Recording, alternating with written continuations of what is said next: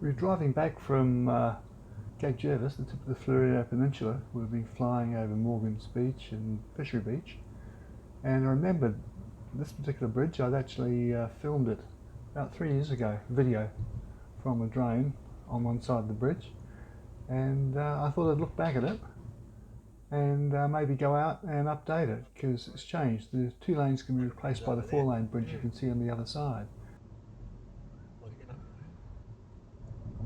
So here's a bit of footage.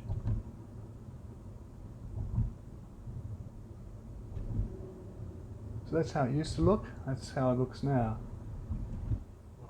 And what's interesting, I was using a different camera back then, and with the stabilisation wasn't as good, and also a more basic drone, or a less powerful drone.